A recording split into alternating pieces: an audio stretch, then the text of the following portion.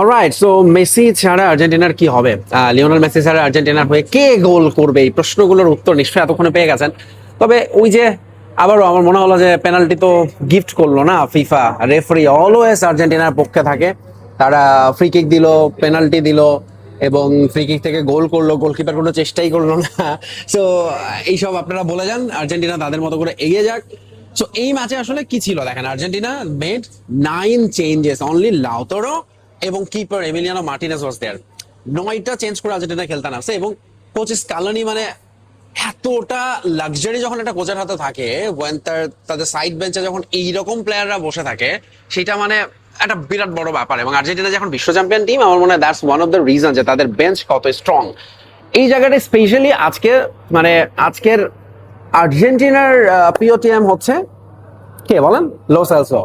মানে ও যতক্ষণ মাঠে ছিল, 60 মিনিট মাঠে ছিল, 1 ঘন্টা, এবং তারপরে আসলে লিওনেল মেসির নামে, বাট ওই পুরো সময়টা ও একাই পুরো মানে ধরেন যেভাবে ও ব্যাকট্র্যাক করছে এবং যেভাবে ঢুকে যাচ্ছিল, উইং থেকে মিডে চলে আসতেছিল, গোল চান্সেস ক্রিয়েট করতেছে, নিজে গোল করার চেষ্টা করতেছে এবং স্পট কিক গুলো অনেক ছিল। এইটা একটা বিরাট বড় নিশ্চিন্ত হয়ে যাচ্ছে যে লো সেলসের মতো একজন ফুটবলার আছে আমাদের কাছে, যারা মানে আর্জেন্টিনার যে নেক্সট জেনারেশনকে যারা লিড করবে, যে কথাটা বলা হচ্ছে যে who will be the Argentina's next gen player, তাদের মধ্যে একজন হচ্ছে এবং he is going to be the face of Argentina. What a free kick! এবং আজকে আর্জেন্টিনা দেখেন অফসাইড থেকে মানে গোল যেটা অফসাইডে বাতিল হয়েছে, জাস্ট ফিনিশটা খেয়াল করবেন, ওই জায়গাটাও লো সেলসো এবং লাউতারো মার্টিনেজ যে কম্বিনেশন, এটা ব্রিলিয়ান্ট। ধরেন ওরা তো একসাথে ধরেন খুব কমই খেলছে, রাইট? কারণ লাউতারোর সঙ্গে লিওনেল মেসি ওই জায়গাটায় বেশি কানেক্টেড। সেখানে একজন ঢুকেই যখন টিমের সঙ্গে এরকম কম্বিনেশনটা ঠিকঠাক হয়, তার মানে Argentina is on the very right track. তো এখন ধরেন যে আর্জেন্টিনার অফকোর্স সামনে কেপ ভার্দে, তাই না? অনেক অনেক সহজ প্রতিপক্ষ আর্জেন্টিনার জন্য, রাইট? জর্ডান ছিল আরেকটা সহজ প্রতিপক্ষ। এগুলো ফিফার আসলে সব সাজানো আর্জেন্টিনাকে ফাইনালে নেয়ার জন্য। কিন্তু আমরা ভুলে যাচ্ছি যে কোয়ার্টার ফাইনালে আর্জেন্টিনার প্রতিপক্ষ হতে পারে পর্তুগাল। যদিও তারা যে ফুটবল খেলছে, খুবই খুবই ম্যানমেডে ফুটবল খেলছে। আজকে যদি খেলাটা দেখেন, I would say they are very lucky যে কলম্বিয়ার সঙ্গে তারা মানে একটা পয়েন্ট নিয়ে মাঠ ছাড়ছে। But Colombia played really really better football. খুবই আনলাকি যে শেষ মুহূর্তে অফসাইডে তাদের গোলটা বাতিল হয়েছে, নাইলে পর্তুগাল আসলে এই ম্যাচে হারাই ডিজার্ভ করে। এবং Cristiano Ronaldo once again looked very inactive at the front. সেই জায়গাটায় যে পর্তুগালের মিডফিল্ড বলা হচ্ছে ওয়ার্ল্ড কাপের বেস্ট, সেইটা এখন পর্যন্ত মানে দুটো ম্যাচে অন্তত কাজ করতে আমরা দেখিনি। আজকের ম্যাচে আসলে সবচেয়ে ইন্টারেস্টিং ম্যাচ ছিল যেটা আর্জেন্টিনার এই গ্রুপেরই অস্ট্রিয়া এবং আলজেরিয়া। আমি শিওর যে এই ম্যাচে চোখ ছিল বেশি করে ইরানের, কারণ তারা আসলে তাদের কাজটা করেছে, 3টা ম্যাচে ড্র করেছে। খুবই আনফর্চুনেট শেষ ম্যাচে মানে ইরানের সঙ্গে দেখেন খুবই খুবই নাটকীয় ঘটনা, লাস্ট গোলটা অফসাইডে বাতিল হয়েছে। এই ম্যাচেও মানে 90 মিনিটের পরে 2টা গোল হয়েছে, যেটা আসলে দরকার ছিল না।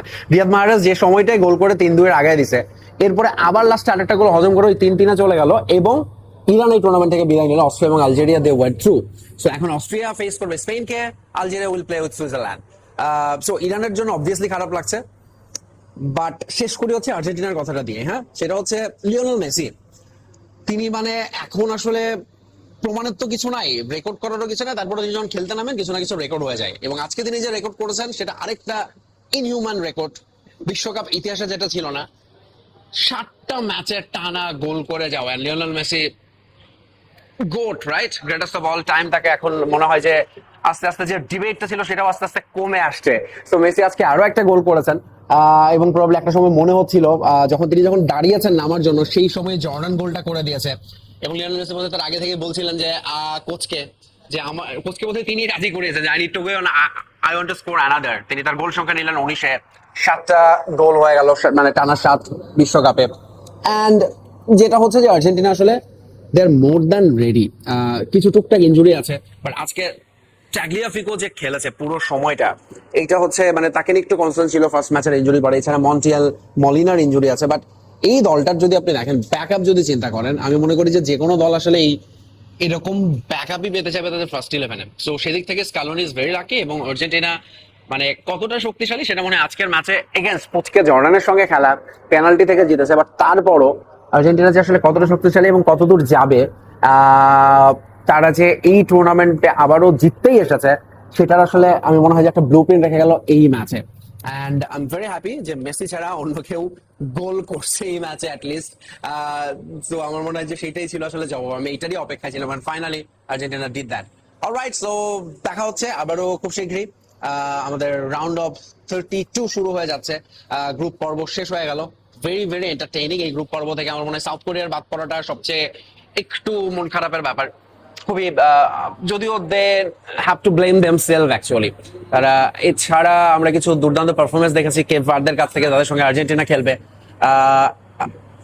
পর্তুগাল এখন পর্যন্ত আসলে তারা দে আর স্ট্রাগলিং, তাদের ম্যাচ পড়েছে ক্রোয়েশিয়ার সাথে। I think that is going to be one of the biggest match of round of 32, Portugal এবং ক্রোয়েশিয়ার।